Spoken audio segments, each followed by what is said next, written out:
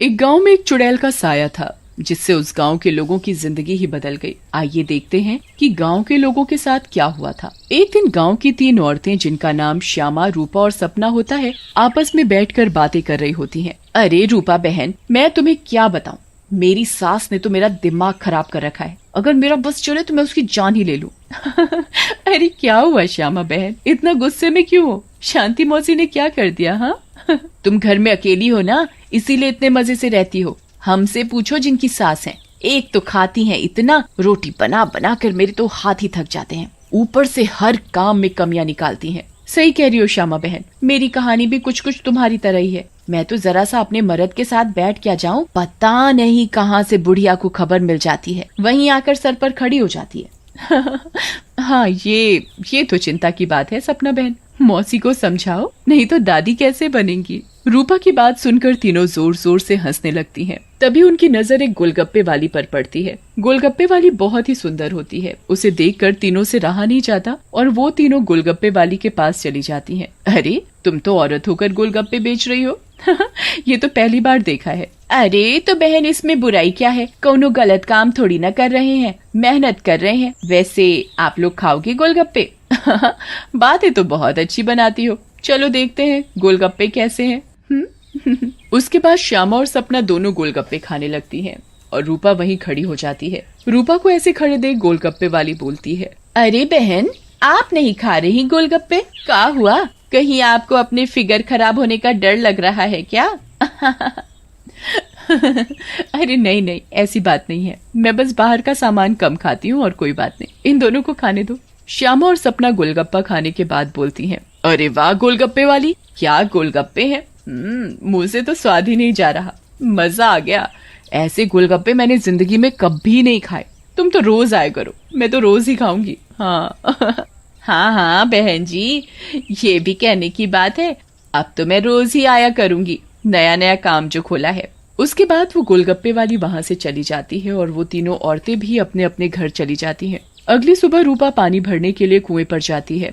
वहाँ औरतें आपस में बातें कर रही होती हैं। अरे रूपा बहन, पता है तुम्हें श्यामा और सपना कहाँ है? कहाँ है मतलब? अरे अपने घर पर होंगी और कहाँ? आहा, अरे नहीं रूपा बहन, वो दोनों अपने घरों से गायब हैं। कोई कह रहा था कि उनका चक्कर चल रहा था मर्दों के साथ और उन्हीं के साथ घर छोड़कर भाग गई हैं। बेचारे उन दोनों के पति। रूपा को ये बात सुनकर बहुत गुस्सा आता है और वो बोलती है, तुम्हें शर्म आनी चाहिए, औरत होकर औरतों के बारे में ऐसी बातें करते हो। ऐसा कहकर रूपा वहाँ से चली जाती है। शाम को वही गोलगप्पे वाली गांव में फिर से आती है। चीनू और टीनू नाम के 2 मंचुले उसे देखकर बोलते हैं, अबे टीनू, वो देख क्या लड़की है, एकदम एक नंबर, ये तो तेरी भाभी बनने लायक है बीड़ू। सही कह रहा है चीनू, लेकिन इसमें थोड़ा गलती होने का, ये अपन की नहीं, तेरी भाभी बनने लायक है, समझा क्या? फिर वो दोनों गोलगप्पे वाली के पास जाते हैं और बोलते हैं, ए गोलगप्पे वाली, क्या गोलगप्पे खिलाएगी हम दोनों को?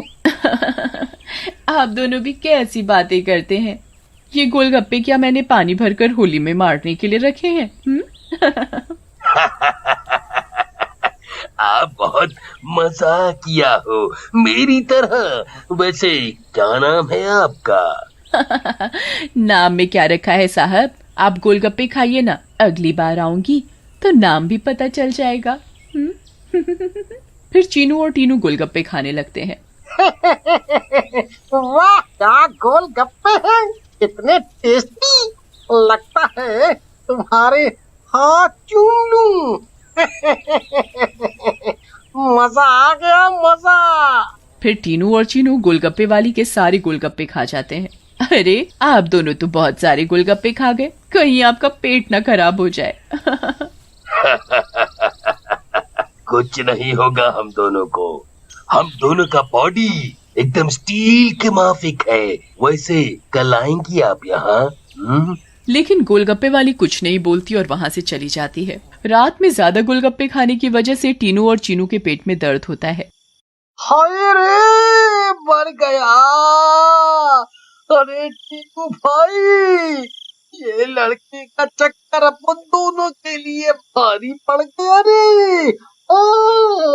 बहुत तेज दर्द हो रहा है पेट में।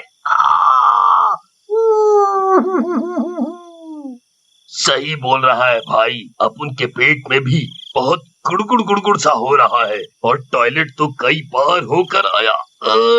मर गया रे, फिर से आ गई। टीनू और चीनू दर्द के मारे पेट पकड़कर बैठे होते हैं। तभी वो गोलगप्पे वाली उनके पास आ जाती है और बोलती है, क्या हुआ मेरे आशिकों, ऐसे क्यों बैठे हो, पेट में दर्द हो रहा है क्या? तुम्हें पता था क्या मिलाया है तुमने इसमें, बताओ। लेकिन तभी गोलगप्पे वाली चुड़ैल के रूप में आ जाती है। उसे ऐसे देखकर टीनू और चीनू दोनों घबरा जाते हैं और भागने लगते हैं। ये क्या हो गया अपन लोगों के साथ? हम तो परी समझ रहे थे, ये तो चुड़ैल निकली। अब हम क्या करेंगे? भागो रे भागो, अपनी जान बचाकर भागो। अब हम क्या करेंगे? करेगी तो ये चुड़ैल, अगर हम यहाँ से नहीं भाग पाए, इसलिए भागो यहाँ से। लेकिन चुड़ैल उन दोनों को पकड़ लेती है और मार डालती है और वहाँ से चली जाती है।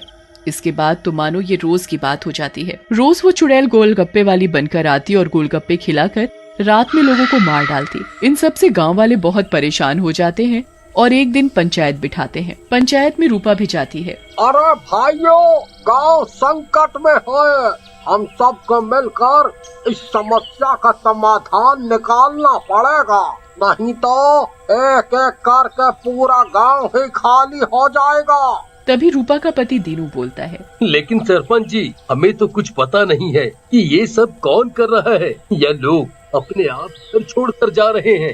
सही कह रहे हो दीनू बेटा, लेकिन हम ऐसे शांत तो नहीं बैठ सकते और अपने गांव वालों को जाने नहीं दे सकते। हमें कुछ तो करना ही होगा। हाँ। फिर पंचायत में कोई भी फैसला न निकलने पर सभी गांव वाले अपने अपने घर चले जाते हैं। उसी दिन दोपहर में चुड़ैल फिर से गोलगप्पे वाली का भेष बदलकर गांव में आती है। रूपा उसके पास जाती है और बोलती है, अरे गोलगप्पे वाली, जरा गोलगप्पे खिला दे, सुबह से मन खराब हो रहा है, शायद चटपटा खाने से ठीक हो जाए। लेकिन तभी उसकी नजर गोलगप्पे वाली के पैरों पर पड़ती है। गोलगप्पे वाली के पैर उल्टे होते हैं। रूपा ये देखकर समझ जाती है कि हो न हो ये इसी का किया धरा है। रूपा सब समझने के बावजूद गोलगप्पे खाने लगती है और खाकर वहाँ से चली जाती है और दीनू के घर में जाकर सारी बात बताती है, जिसे सुनकर दीनू बोलता है, तुम पागल हो गई हो क्या रूपा? अगर उस गोलगप्पे वाली पर तुम्हें शक था तो तुमने गोलगप्पे क्यों खाए और अपनी जान जोखिम में क्यों डाली? मैंने अपनी जान जोखिम में नहीं डाली, तुमने एक बात पर ध्यान नहीं दिया। गांव में जितनी भी लाशें मिली हैं वो सिर्फ आदमियों की हैं, एक भी औरत की नहीं है। इसका मतलब ये है कि ये चुड़ैल अभी सिर्फ आदमियों को मार रही है। लेकिन रूपा, फिर भी औरतें तो गायब हो रही हैं और वो चुड़ैल निकली तो तुम उसका मुकाबला कैसे करोगी? हम औरतों में बड़ी शक्ति होती है, हम अगर अपनी पर आ जाएं तो किसी को भी अपने बस में कर लें। ये तो एक चुड़ैल है, इसे मैं देख लूंगी। तुम चिंता मत करो। फिर रूपा और दीनू अपने कमरे में सो जाते हैं। लेकिन रूपा की चिंता में दीनू को नींद नहीं आती और वो आंख बंद करके लेटा रहता है। रात में चुड़ैल उन दोनों के कमरे में आती है और रूपा को यूं आराम से सोते हुए देखकर हैरान रह जाती है। ये औरत तो वाकई बहुत निडर है, क्या मत सो रही है, लेकिन आज के बाद डरेगी। ऐसा कहकर चुड़ैल सोती हुई रूपा को उठा लेती है और जंगल की ओर चल पड़ती है। दीनू भी चुपचाप चुड़ैल का पीछा करने लगता है। चुड़ैल एक गुफा के सामने पहुंचकर रुक जाती है और गुफा को खोलती है। खुल जा सिमसिम। गुफा का दरवाजा खुल जाता है और चुड़ैल अंदर चली जाती है। दीनू भी चुपके से उनके पीछे पीछे अंदर चला जाता है। अंदर जाकर चुड़ैल रूपा को एक अंधेरे कमरे में ले जाती है और रोशनी करती है। जैसे ही वहाँ रोशनी होती है, गांव की बाकी औरतें भी रूपा को दिखाई देती हैं। श्यामा और सपना भी वहाँ होती है। अरे चुड़ैल, ये सब क्या है? गाँव की औरतें, तुम ये क्या कर रही हो? लेकिन चुड़ैल कुछ नहीं बोलती। रूपा बहन, ये चुड़ैल पूर्णिमा के दिन हम सब औरतों की बलि देगी, बचा लो हमें। ये बचाएगी तुम्हें। इसकी जान तो खुद खतरे में है। तभी वहाँ दीनू आ जाता है और बोलता है, रूपा की नहीं चुड़ैल, बल्कि तू खतरे में है। दीनू सब औरतों को जलती मशाल दे देता है। चुड़ैल, तूने हमको और गांव वालों को बहुत परेशान किया है, गोलगप्पों की कसम, तुझे छोड़ेंगे नहीं। ऐसा कहकर औरतें चुड़ैल के ऊपर मशाल डाल देती हैं और चुड़ैल जलने लगती है। मुझे जाने दो, छोड़ दो। लेकिन चुड़ैल थोड़ी ही देर में जलकर भस्म हो जाती है।